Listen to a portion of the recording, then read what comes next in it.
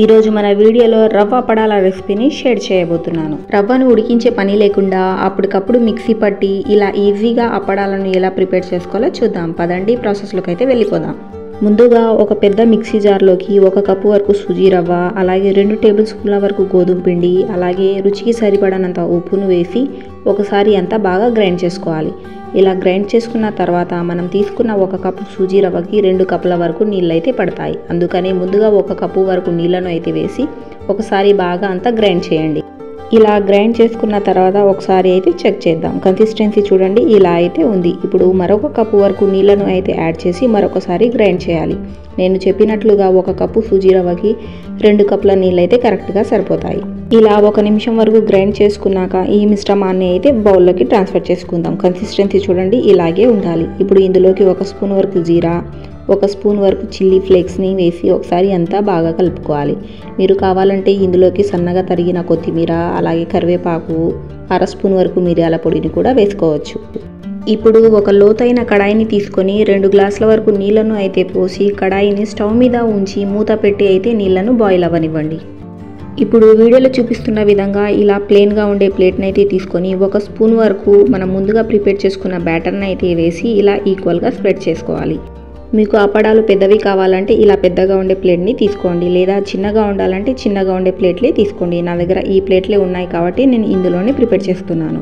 ఇలా ప్లేట్లను ఒకదాని తర్వాత ఒకటి బ్యాటర్ని అయితే వేసి ఇలా అప్పడాలుగా చేసి ఉంచండి. ఈలోగా మనకు నీళ్లు కూడా బాయిల్ అయిపోయాయి.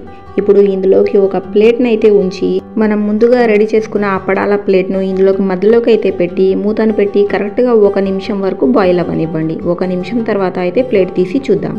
1 నిమిషం తర్వాత అప్పడం బాగా కుక్ అయింది. ఇప్పుడు ఈ ప్లేట్ని అయితే తీసుకొని డైరెక్ట్గా నీళ్ళలో వేయండి. ఇలా నీళ్ళలో వేసాక ప్లేట్లను కొన్ని సెకండ్లకే ఇలా 1 స్పూన్తో అంచులను లూజ్ చేయండి. అంచులను లూజ్ చేశాక ఈ ప్లేట్ను మరొకసారి నీళ్ళలో వేసి నేను వీడియోలో చూపిస్తున్న విధంగా అప్పడాన్ని ఇలా సులువుగా తీసేయొచ్చు.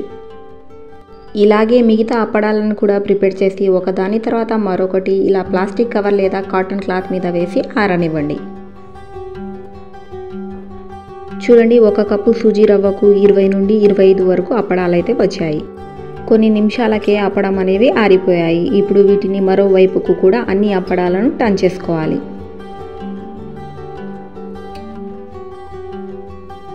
ఈ అప్పడాలు 70 to 80% ఆరిపోయాక 1 గంటలో ఎండలో ఆరనిస్తే చాలు. ఎండ గనక రానట్లయితే ఇలా ఫ్యాన్ కిందే చక్కగా ఆరిపోతాయి.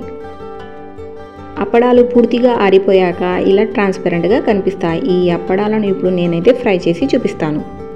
చూశారు కదా ఫ్రెండ్స్, చాలా ఈజీగా ఎవరి సహాయం లేకుండా చాలా సింపుల్గా అప్పడాలను ఎలా ప్రిపేర్ చేసుకోవాలో, రవ్వను ఉడికించే పని లేకుండా అలాగే ఎండతో పని లేని ఈ రవ్వ అప్పడాలను ఎలా ప్రిపేర్ చేసుకోవాలో ఈ అప్పడాలను మీరు కూడా ఒకసారి ట్రై చేయండి. ట్రై చేస్తే ఎలా వచ్చిందో కామెంట్ చేయండి. అలాగే ఈ ఛానల్ని ఫస్ట్ టైం చూస్తున్న వారైతే ఈ ఛానల్ని సబ్స్క్రైబ్ చేసుకోండి. మీ ఫ్రెండ్స్ అండ్ ఫ్యామిలీ మెంబర్స్కి షేర్ చేయండి, లైక్ చేయండి, అలాగే పక్కనున్న బెల్ని ప్రెస్ చేయండి.